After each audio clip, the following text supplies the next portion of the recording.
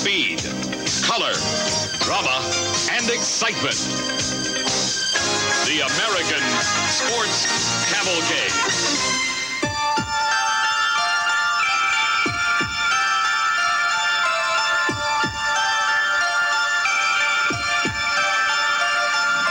Prior to becoming a state in 1907, the eastern half of Oklahoma was known as Indian Territory.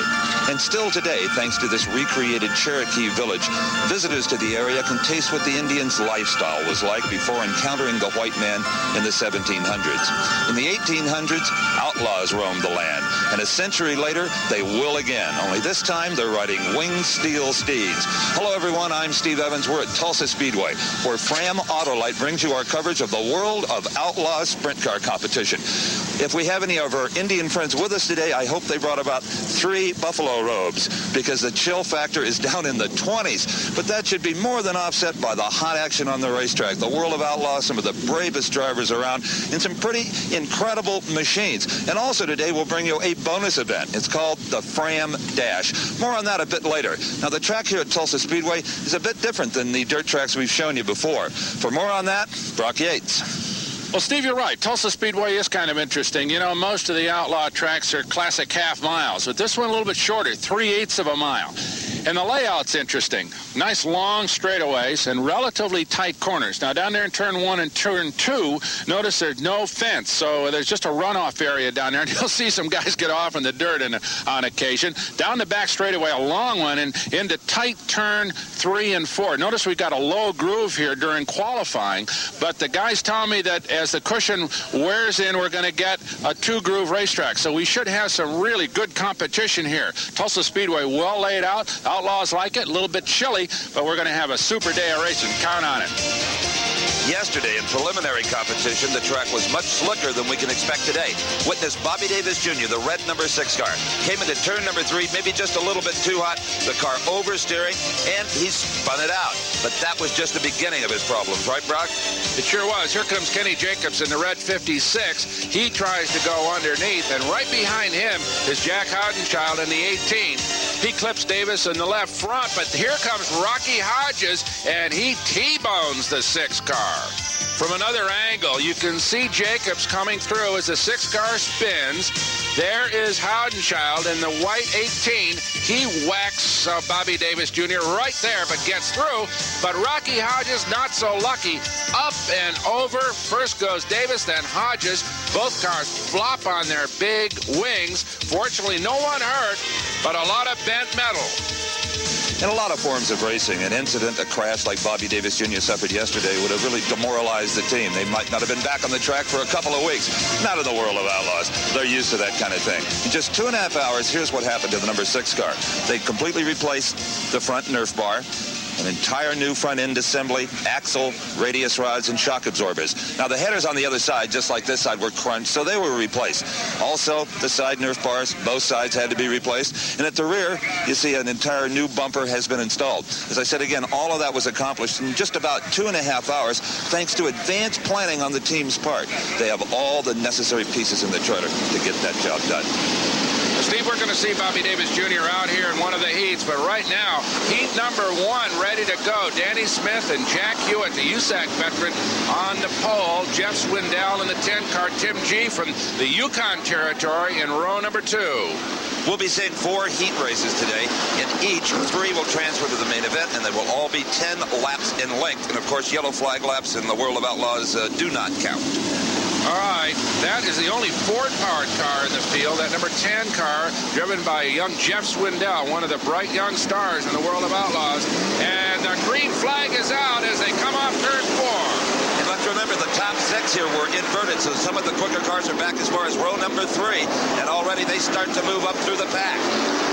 All right, Danny Smith in the 57 car out front, down into turn number 3 and 4. Right behind him, Jack Hewitt, and in third spot, Jeff Swindell. And that Ford of Jeff Swindell has shown a lot of muscle here in the last few weeks, Brock. It's got a lot of torque off these corners, and that's what you need here on this track that's shaped kind of like a long paper clip. There's the 63 car, Jack Hewitt, Troy, Ohio, holding on to that second spot. Jeff Swindell in the third spot in that blue number 10. Hewitt, like so many of these guys, Steve, out in the Indiana, Ohio area. Then, of course, you've got the Swindells and Bobby Davis Jr. from the Memphis, Tennessee area, and then a whole bunch of guys from around Oklahoma and the Great Plains states. Not to mention a colony in Pennsylvania. Absolutely. Good race here for fourth spot. That's Tim G in the 88. Right behind him, Tommy Estes in 11X, the 12 car with Steve Perry on board, and 97 Mike Peters working on each other. And how about this battle for the second spot on the outside, the blue car? That is Jeff Swindell. He just blew right by Jack Hewitt, and now sets his sights on number 57, Danny Smith, the leader. Remember, the top three go to the feature event. If you don't place in the top three, you have to run the consolation, and no one really wants to do that. Absolutely not. Just more wear and tear and hard work. As Jeff Swindell sets his sights on the leader, Danny Smith, down the front straightaway. Notice it's a long groove through turns 1 and 2, Steve, so not much opportunity to pass there. But even in this first heat, Brock, you can already see the rubber starting to build on the track, and before this is over, we may have a three-group racetrack, and there challenging the leader was Jeff Swindell, and here trying to take third spot, the 11X car, Tommy Estes on the outside, and he does. He gets Jack Hewitt. That will move Estes into the third spot. Hewitt going very high. They're about maybe too high. Yeah, there's the race for the lead. Notice that turns 3 and 4 have become a two-group racetrack as Swindell tries Smith again high, down the front chute. Swindell stays high, backs it into turn number 1, goes high. Can he get all the way around? Now he's got to cut down inside Danny. He does. He takes the lead down the back chute. Some picture-perfect sprint car driving here, Brock, as they set them sideways and stay sideways all the way through these sweeping turns. Danny Smith obviously isn't working as well as Jeff Swindell. His race car just doesn't work high. Jeff's will work on both high and low here. So he's taking a high groove while Danny Smith stays on the bottom of the racetrack and falls back. Look at Tommy Estes Jr., the 11X car. He continues to be impressive on the outside, running up on the cushion, challenging for second, and he takes second over Danny Smith. Last lap coming up, and the local folks have got something to cheer about. Ada, Oklahoma's Tommy Estes Jr. riding in the second spot, but he's not going to be able to run down Jeff Swindell. Not a prayer of that happening. There is the blue car from Memphis, Tennessee, number 10. Jeff Swindell taking the victory in heat number 1. For a long time, of course, Brock, he has raced kind of in the shadow of his older brother, two-time champion Sammy Swindell. But Jeff is emerging from those shadows right now. He's a superstar on his own. He sure is. We'll be back to talk with him right after this.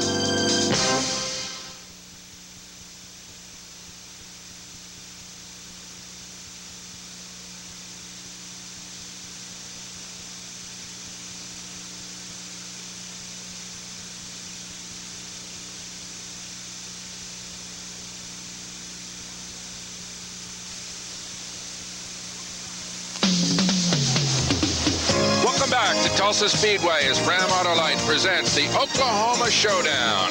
We're about ready to start heat number 2, but let's have another look at those standings. Jeff Swindell in heat number 1, Tommy Estes Jr., Danny Smith, Mike Peters, Jack Hewitt. Only the top 3 will transfer to the feature.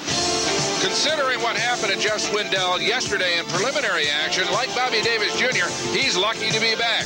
This is turn number 3 and 4 as Jeff Swindell and Mike Ward get together, coming off turn number 4. Swindell's sprinter does a kind of trip on its right front wheel and rolls twice, ending up on its wing and roll cage. But, like Bobby Davis Jr., the damage was pretty superficial, quickly repaired. Jeff back in it, and Steve is with him now. Well, Jeff Swindell has every reason to smile, Brock. What a performance. Flawless in that first heat. Yeah, everything went just real smooth. Yesterday we had a few problems there in the feature and kind of got her upside down. But we was going to the front there, and everything looked real good. We just kind of got sandwiched in between a couple of cars. We come back with basically our same deal today. We changed around a little bit earlier because the track was nice and heavy.